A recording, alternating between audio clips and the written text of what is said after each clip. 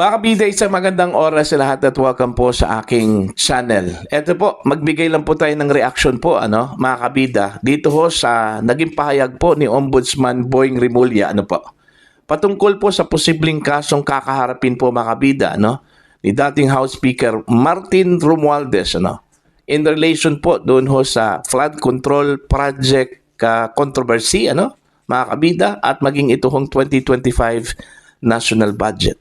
Naku po, gross negligence lang po daw, mga kabida, ang posibleng kakaharapin po na kaso, ni Romualdez kung wala hong sapat daw na ebidensya para kasuhan daw ito ng plunder, mga kabida. Kayo, naniniwala ho ba kayo na gross negligence lang po? Okay? Yung partisipasyon po ni Romualdez po doon ho sa flood control projects na kanyang pangalan po ay idinawit po mga kabida, ni Curly Discaya, at maging yung kanyang partisipasyon po doon ho sa 2025 national budget kung saan po ang dami hong na-discovering mga questionable items po doon, mga kabida. Since siya po yung head po, ng House of Representatives po mga kabida, kung saan po ay itinurong may pakana ng lahat po dito mga kabida. Ito hong si resigned Congressman Zaldico. Eto, babasahin ko lang po ito hong balita, ang balita ngayon, mga kabida. Gross negligence, hindi plunder, Rimulya. Ayun.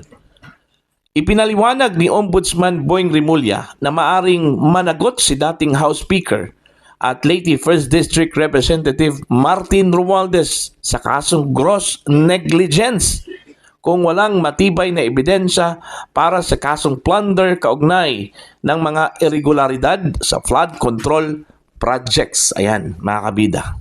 Ayon kay Rimulya, ang isang pwedeng theory ay gross negligence.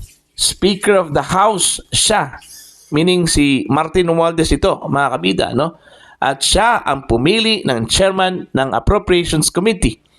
Kahit di siya nag-participate, dapat inalam niya rin kung anong nangyari sa pondo ng bayan.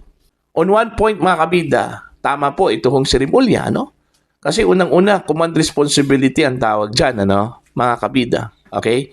Dahil kahit na po hindi ho siya nag-participate, since meron pong nangyari hong irregularidad, allegedly, doon po sa budget na yon, mga kabida, accountable pa rin siya, since meron pong tinatawag na command responsibility, mga kabida. Okay? Eto, sa ilalim ng Revised Penal Code, ang gross negligence ay may parusang mula aresto mayor hanggang prison correctional, depende sa bigat ng kasong resulta kung ito'y sinadya.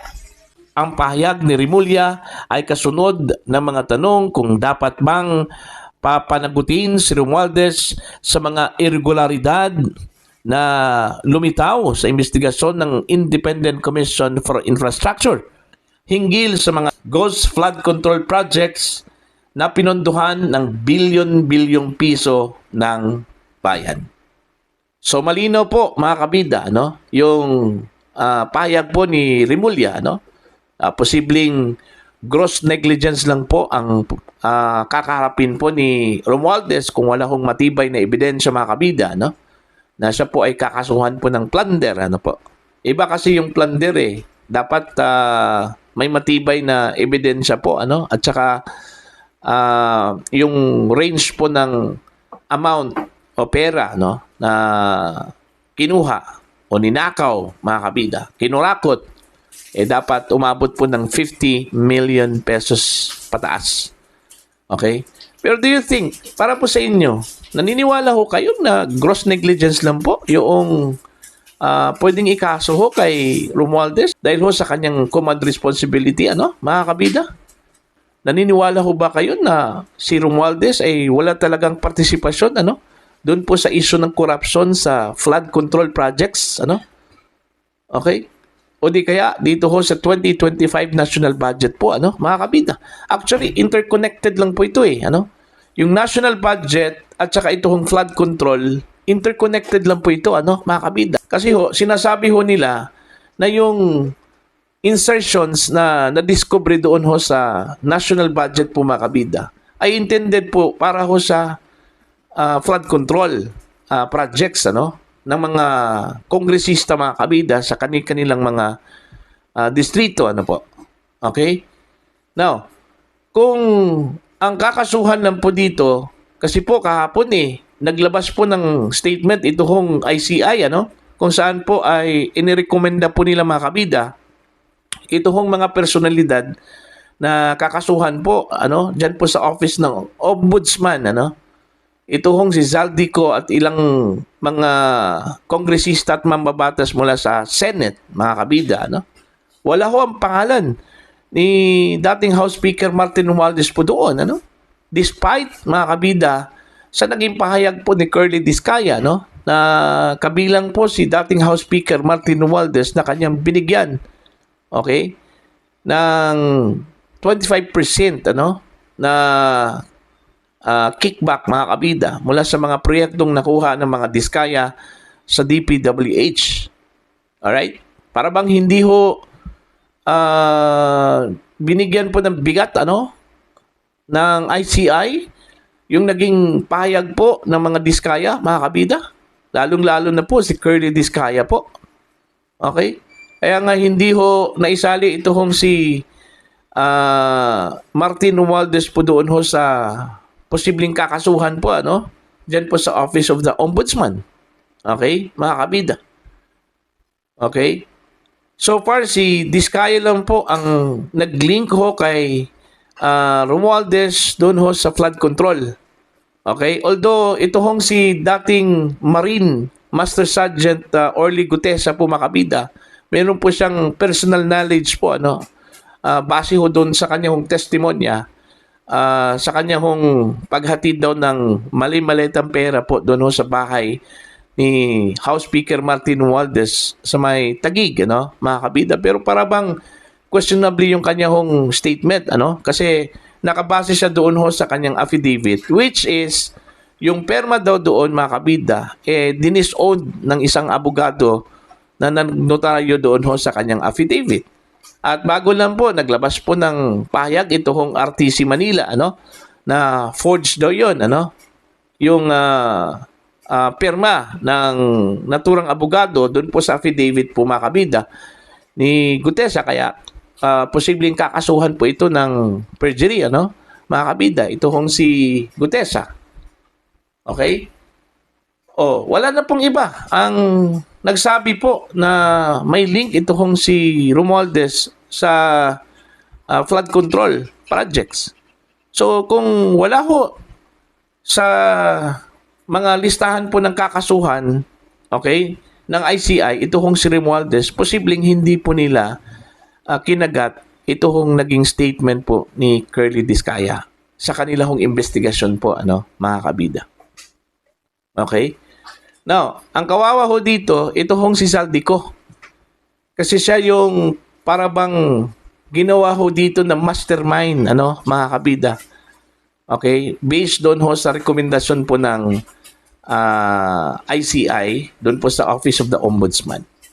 So, nawala sa picture itong si Romualdez. Parang simpleng lang, pagpapabaya. Okay? Itong si Romualdez po, mga kabida, doon po sa kanyang mga tao, sa kanyang mga sakop. Okay, mga kabida. Kayo, what do you think? Kumbinsido ba kayo na hanggang gross negligence lang po itong partisipasyon ni Congressman Martin Romualdez po, mga kabida, sa issue po ng flood control projects at maging itong sa budget po natin sa 2025, mga kabida, Ang hindi ko lang po maintindihan kung bakit hindi po ginamit ang testimonya po ni Gutesa, sa Senate Blue Ribbon Committee, Kahit na sinabi po nilang questionably yung kanyang affidavit. Pero since nag-take oath po, itong si Gutesa, mga kabida, sa Senate Blue Ribbon Committee, yung kanyang mga sinabi po doon, valid po yun, mga kabida. Pero ang tanong po dito, inimbitahan ba ng ICI ito hong si Gutesa, mga kabida? Okay, sasabihin na lang po natin na wala, hindi po siya imbitado. Pero hindi ba nila ni-request yung testimonya ng ibang mga testigo doon po sa Senate Blue Ribbon Committee at gamitin para ho sa kanilang investigasyon? Okay? Yun yung malaking tanong po mga kabida. At saka yung testimonya din ni Curly Discaya sa Senate Blue Ribbon Committee. Naka-oath yun, under oath. Hindi din kinuha ng ICI para pag-aralan po, mga kabida, Oh. So sa madaling salita, para bang hindi ho binigyan po ng bigat ng ICI yung testimonya ni Discaya, mga kabida, O baka naman po pagdating ho sa ICI, nag-iba yung statement po ng mga Discaya, mga kabida, Hindi na po nabanggit itong pangalan po ni Romualdez. Kaya hindi po naisali po sa posibleng kakasuhan itong si Romualdez po So yan po. Okay, ang dami hong nag-react ko dito sa naging pahayag po ni Rimulya, mga kabida. Parang hindi po nila nagustuhan po na gross negligence lang po ang ikakaso po dito o posibleng ikakaso po, mga kabida, kay House Speaker Martin Romualdez. Despite ho sa mga revelasyon ng mga witnesses doon po sa Senate inquiry, particular na po sa Senate Blue Ribbon Committee, mga kabida. Posibleng magkaiba po yung naging pahayag po mga kabida ng mga witnesses doon po sa Senate Blue Ribbon Committee at ito pong ICI mga kabida. Okay? Now, para po sa inyo, ano po ang inyong tingin at opinion ho dito? Please comment down. Sa mga hindi pa po subscribers sa aking channel, please subscribe. Just click the subscribe button, click the notification bell, click all para updated po kayo, mga kabida, sa aking mga uploads. Maraming salamat po sa inyo lahat.